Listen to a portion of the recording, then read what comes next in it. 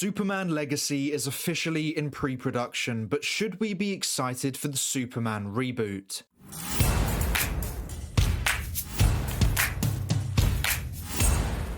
Hey everyone, welcome back to our movie news. Today, James Gunn confirmed that the Superman reboot titled Superman Legacy is in pre-production. With this image attached, James Gunn tweeted out saying, "I'm honored to be a part of the legacy, and what better day than Superman Anniversary Day to dive fully into early pre-production on Superman Legacy. Costumes, production design, and more now up and running." With Superman Legacy coming out July 11th, 2025, and with pre-production normally taking around 3 to 6 months, it seems Superman Legacy is well on track to meet its release date. This can massively benefit the movie, as I don't want Superman Legacy to be rushed or to have poor CGI. I think James Gunn has seen the negative reaction to recent superhero movies, with one of the biggest criticisms being they seem rushed with poor CGI, and giving the mid-2025 release date allows Superman Legacy to take its time to be created to its best quality. This film has a lot of pressure on it. Not only will James Gunn be creating a movie about the biggest superhero of all time, but he will also be under pressure by the fans and the studio who put him in charge of DC Studios. If Superman Legacy isn't good, then fans will be angry as it's another disappointing DC film and would be asking why they even rebooted Superman in the first place, and I'm sure Warner Bros. Discovery would be asking the same question. If Superman Legacy isn't well received, then he could lose his job and the reboot would not be off to a very good start. Now, every DC fan hopes Superman Legacy will be great. I don't think a single DC fan would want a DC movie to be bad. That just doesn't make sense. So hopefully Superman Legacy will be a big success for DC Studios and for DC fans. Gunn also confirmed on Instagram that no one has been cast yet, but auditions are underway. So hopefully in the next few months we can find out who our new Superman is. Now, I will be the first one to say that when I heard the news that Henry Cavill was no longer going to be Superman and Gunn was writing the reboot and directing it, I was upset. I felt betrayed because Warner Bros. Had just said Henry Cavill was back, and I was really excited for the future. So when that changed, it really hurt, and I was really upset with Gunn for making that decision, and I blamed him for kicking Cavill out. And I still feel sad that Henry Cavill will no longer be Superman for the DCU, but I don't blame James Gunn for Henry Cavill's departure anymore. Yes, he could have hired him and built out a story with Cavill's Superman, but clearly he wants to tell a younger Superman story that will fit his long-term plan, probably much easier and cheaper than Cavill's Superman would. He also didn't fire him, as much as people seem to think he did. A contract wasn't in place, and so all Gunn did was not hire Henry Cavill.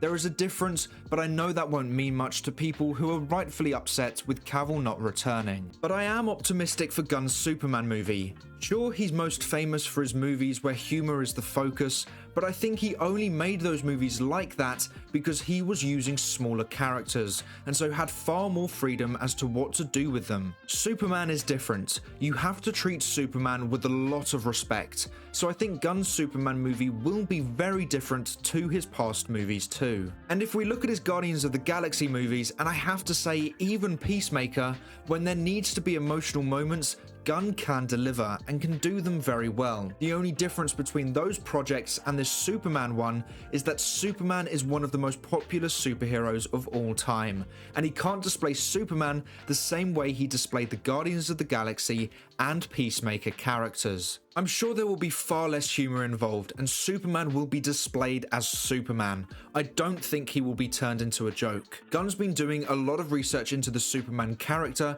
and so I think he will do a good job. I'm going to be open-minded to this reboot of the character, and hopefully he will deliver, because if he doesn't, then I think he could potentially lose his job as co-head of DC Studios. Superman is an incredibly huge character, and if he doesn't get it right, then there will be a lot of worries about the rest of his DC plan. But we do have the official synopsis for Superman Legacy, and it says, Superman Legacy tells the story of Superman's journey to reconcile his Kryptonian heritage with his human upbringing as Clark Kent of Smallville, Kansas. He is the embodiment of truth, justice, and the American way, guided by human kindness in a world that sees kindness as old-fashioned. Now, I like pretty much everything I heard there. The only part I think people will find controversial is the American way line.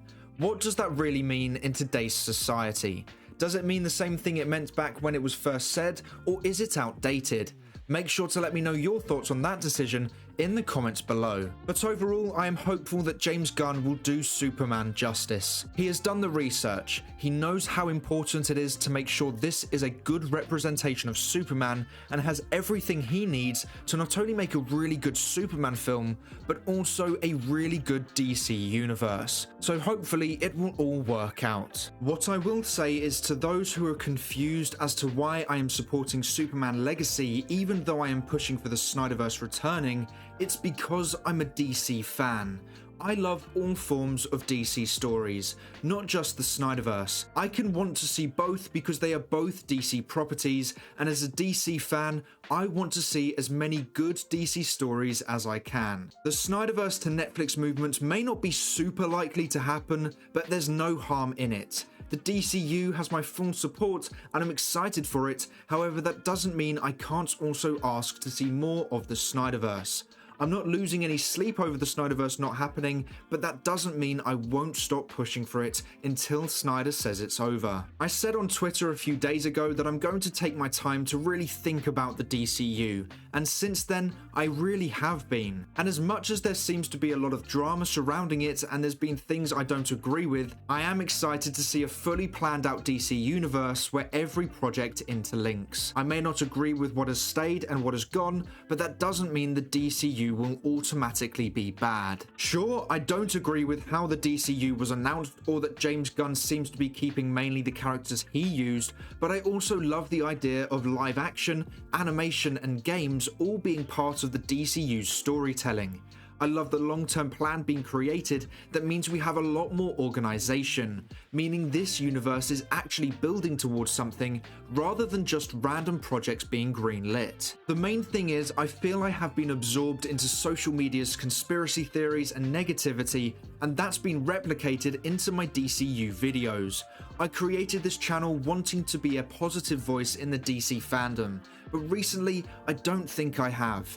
I think I have been for the Snyderverse fandom, but for the DCU, I don't think I've given it much of a chance. So taking a step back and really thinking about the DCU has given me time to reflect on everything that has happened in the past year with DC and the pros and cons since Gunn has taken over, and with that time, I've decided that I am excited and invested in the DCU.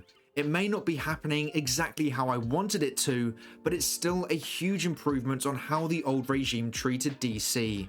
So I'm excited to see what James Gunn and Peter Safran have in store for us DC fans. But that is all for today's video. Thank you so much for watching. Please make sure to like and subscribe and turn on post notifications so you never miss a video. I hope to see you here again soon, so until then, have a great day. Bye!